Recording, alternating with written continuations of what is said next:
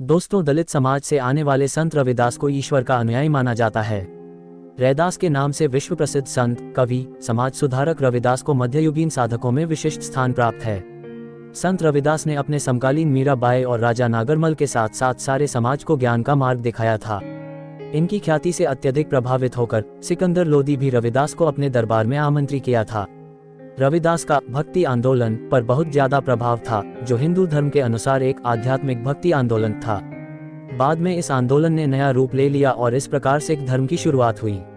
रविदास के भक्ति छंदों को सिख धर्मग्रंथों के गुरु ग्रंथ साहिब में शामिल किया गया है। हालांकि संत रविदास के अनुयायियों ने 21वीं सदी में रविदासिया धर्म की स्थापना की।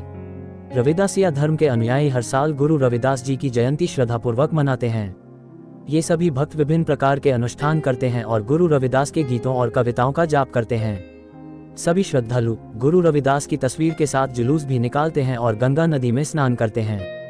दोस्तों, भारत के सभी राज्यों से बहुत सारे लोग रविदास जी के जन्म स्थान सीर गोवर्धनपुर रविदास मंदिर की तीर्थ यात्रा पर भी जाते हैं और अपनी पूजा अर्चना करते हैं।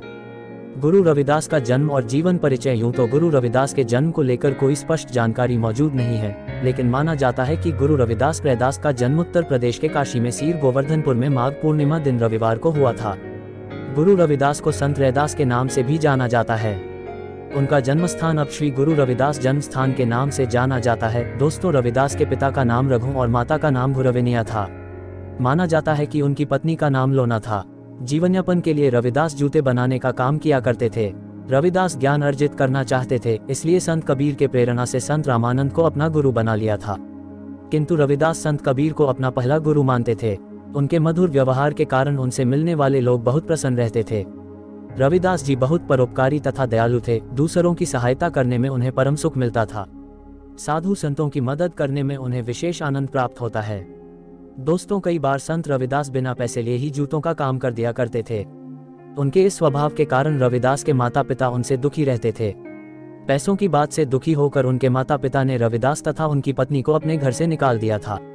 तब रविदास पड़ोस के एक मकान में किराए का घर लेकर पत्नी के साथ रहने थे और वे अधिकतर समय प्रभु भजन और साधु संतों के सत्संग में बिताया करते थे। गुरु रविदास की कथा। एक कथा के अनुसार एक दिन संत रविदास अपनी कुटिया में बैठे थे और प्रभु का स्मरण करते हुए अपने काम में व्यस्त थे। उसी समय एक ब्राह्मण रैदास जी की कुटिया पर आया और उनसे बोला कि मैं गंगा जी में स्नान के लिए जा रहा था, रास्ते में आपके दर्शन की इच्छा से यहाँ चला आया। रविदास जी ने एक मुद्रा देते हुए कहा कि आप गंगा स्नान करने जा रहे हैं तो यह एक मुद्रा मेरी तरफ से भी गंगा मैया को अर्पण कर दीजिएगा। ब्राह्मण जब स्नान करने गंगा जी पहुंचा और स्नान कर जब पानी में मुद्रा डालने लगा तो गंगा मैया ने जल में से अपना हाथ निकालकर वह मुद्रा ब्राह्मण से ले ली और उसके बदले में ब्राह्मण को एक सोने का कंगन दे दिया। ब्राह्मण गंगा मैया के द्वारा दिया कंगन लेकर लौटते हुए नगर के राजा से मिलने जा पहुंचा। राजा को प्रसन्न करने के लिए ब्राह्मण ने वह कंगन राजा को देने का विचार किया। उसने वह कंगन राजा को भेंट में दे दिया। राजा ने उस ब्राह्मण को बहुत सी मुद्राएं देकर विदा किया। ब्राह्मण के घर जाने के बाद राजा ने वह कंगन अपनी महारानी को प्रेम से तोहफे में दे दिया। महारानी बहुत खुश हुई और राजा से बोली कि कंगन तो बहुत सुंदर है, लेकिन क्या बिल्कुल ऐसा ही एक और कंगन नहीं मंगा सकते हैं? एक कंगन अच्छा नहीं लगता है। राजा ने अपनी पत्नी से दूसरा वैसा ही कंगन मंगवा कर देने का वादा किया। राजा ने ब्राह्मण को बुलाकर वैसे ही दूसरा कंगन लेकर देने को कहा। ऐसा ना होने की परिस्थिति में उसे दंड का पात्र बनना पड़ेगा। खबर सुनते ही ब्राह्मण के होश उड़ गए और वह पछताने लगा। परेशान ब्राह्मण रविदास जी के घर पहुंचा और पूरी कथा उन्हें कह सुनाई और ये भी कहा कि गंगा जी से मिले कंगन जैसा कंगन अगर मैंने राजा को 3 दिन में नहीं दिया तो वे मुझे कठोर दंड देंगे। ब्राह्मण ने क्षमा मांगी कि आपको उस कंगन के बारे में बिना बताए मैंने उसे राजा को दे दिया। रविदास जी ने ब्राह्मण को शांत करते हुए कहा कि मैं तुमसे नाराज नहीं हूँ। मैं वैसे भी इस कंगन का क्या करता, लेकिन अभी मैं गंगा मैया से प्रार्थना जरूर कर सकता हूँ कि वे वैसे ही दूसरा कंगन दे जिससे तुम्हारा मान सम्मान बच जाए। ऐसा कहकर रविदास जी ने अपनी वह कठौती उठाई जिसमें वे चमड़ा गलाते थे और उसे जल से भर दिया। उन्होंने गंगा मैया का आह्वान कर अपनी कठौती से जल छिड़का और इस बार गंगा मैया ने जल से अपना हाथ निकालकर ब्राह्मण को दूसरा सोने का कंगन दे दिया। इस प्रकार ब्राह्मण प्रसन्न होकर राजा को सोने का कंगन देने चला गया। संत रविदास जयंती क्यों मनाया जाता है?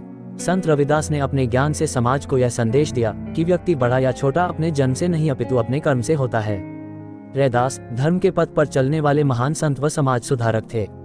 संत रविदास के विचारों और सिद्धांतों को पूरे देश में जीवित रखने के लिए और उनके जन्म दिवस को उत्सव के रूप में मनाने हेतु हर साल माघ पूर्णिमा को रविदास जयंती मनाया जाता है। दोस्तों, यदि यह वीडियो आपको अच्छा लगा हो तो वीडियो को लाइक करें, शेयर करें और चैनल को सब्सक्राइब करना ना भूलें, जिससे इसी प्रकार की वीडियो आपको मिलती रहे।